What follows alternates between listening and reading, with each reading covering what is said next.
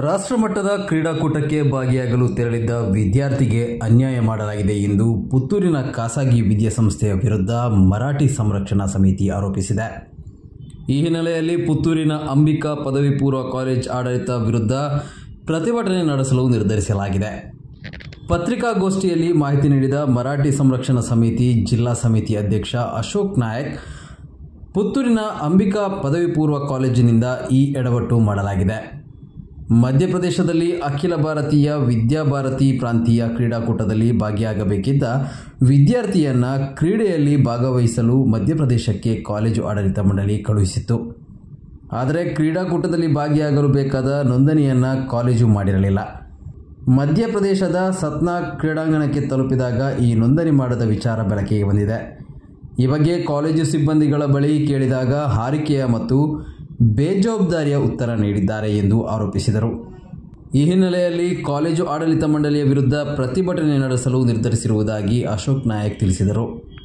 ನಾಯಕ್ ಸಮುದಾಯದ ವಿದ್ಯಾರ್ಥಿಯೊಬ್ಬರಿಗೆ ರಾಷ್ಟ್ರ ಮಟ್ಟದ ಕ್ರೀಡಾಕೂಟದಲ್ಲಿ ಆದ ದೊಡ್ಡ ಅನ್ಯಾಯದ ಬಗ್ಗೆ ಪ್ರತಿಭಟಿಸುತ್ತಾ ಈ ಒಂದು ಪತ್ರಿಕಾಗೋಷ್ಠಿಯನ್ನು ಕರೆದಿದ್ದೇವೆ ಮಿತ್ರರೇ. ಇಲ್ಲಿನ ನಿವಾಸಿಯಾದ ಈಶ್ವರ್ ನಾಯ್ಕ್ ಇವರ ಮಗನಾದ ಅಕ್ಷತ್ ಕುಮಾರ್ ಇವನು ಅಂಬಿಕಾ ಪದವಿ ಪೂರ್ವ ಕಾಲೇಜಲ್ಲಿ ಪ್ರಥಮ PUC ಓದುತ್ತಿರುವ ಪ್ರತಿಭಾವಂತ ವಿದ್ಯಾರ್ಥಿ. ಹಾಗೆಯೇ ರಾಜ್ಯ ಮಟ್ಟದ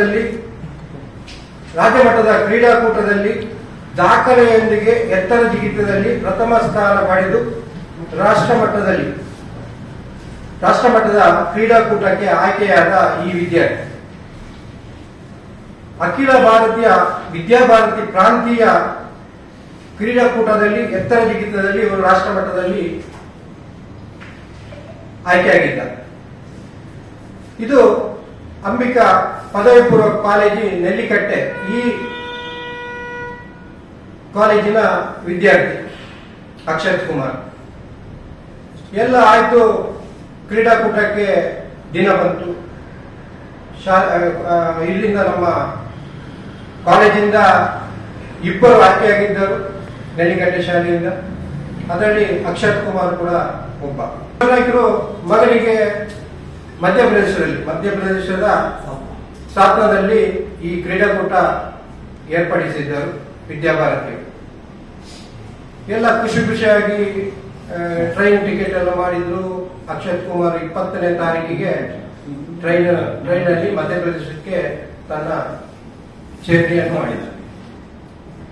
ಎಲ್ಲ ಒಂದು ಕನಸು ಹೊತ್ಕೊಂಡು ಹೋಗಿದ್ದ, ನನಗೆ ರಾಷ್ಟ್ರ ಮಟ್ಟದಲ್ಲಿ ಈ ಸಲ ಗ್ಯಾರಂಟಿ ಚಿನ್ನದ ಪದಕ ಸಿಗುತ್ತೆ ಹೈ ಜಂಪ್ ನಲ್ಲಿ. ಯಾಕಂದ್ರೆ ಅವ ರೆಕಾರ್ಡ್ ಬ್ರೇಕ್ ಮಾಡಿ ಇಲ್ಲಿ ಸ್ಟೇಟ್ ಲೆವೆಲ್ ಅಲ್ಲಿ ವಿನ್ ಆದ.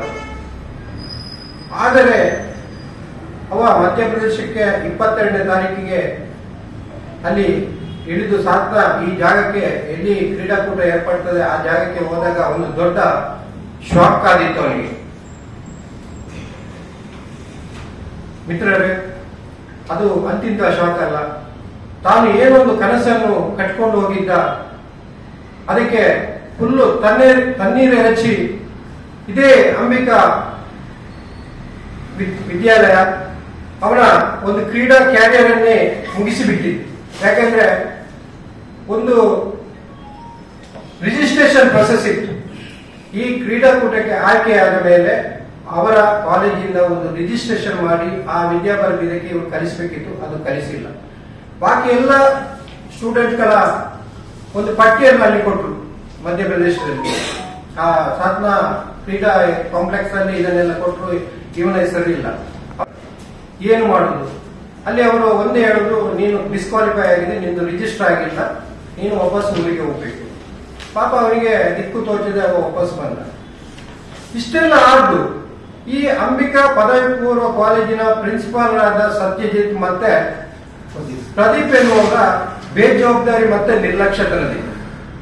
ಯಾಕಂದ್ರೆ ಒಬ್ಬ ಪರಿಶಿಷ್ಟ ಪಂಗಡದ ಪರಿಶಿಷ್ಟರಿಗೆ ಆದ ಒಂದು ಪರಿಶಿಷ್ಟರ ಒಬ್ಬ ಹುಡುಗರಿಗೆ ಆದ ಇದು ಅನ್ಯಾಯ, ಇಡೀ ಸಮಾಜಕ್ಕೆ ಇವರು ಮಾಡಿದಂತ ದೊಡ್ಡ ಅನ್ಯಾಯ. ಇದಕ್ಕೆ ಈ ಒಂದು ಕಾಲೇಜಿನ ಆಡಳಿತ ಮಂಡಳಿ, ಪ್ರಿನ್ಸಿಪಾಲ್ ಹಾಗೂ ಇದಕ್ಕೆ ನೇರ ಹೊಣೆಯಾದ ಶಿಕ್ಷಕರು ಉತ್ತರ ಕೊಡಲೇಬೇಕು. ಹಾಗೆ ಇಷ್ಟು ಒಂದು ಈ ಕ್ರೀಡಾ ಆಸಕ್ತರನ್ನು ಈ ತರ ಒಂದು ಅವರಿಗೆ ಒಂದು ಮಾನಸಿಕವಾಗಿ ಕುಗ್ಗಿಸಲು ಅವರ ಈ ತರಹದ ಅನ್ಯಾಯ ಆಗಬಾರದು ಅಂತ ತಮ್ಮ ಮೂಲಕ ನಾನು ಕೇಳ್ಕೊಳ್ತಿದ್ದೆ.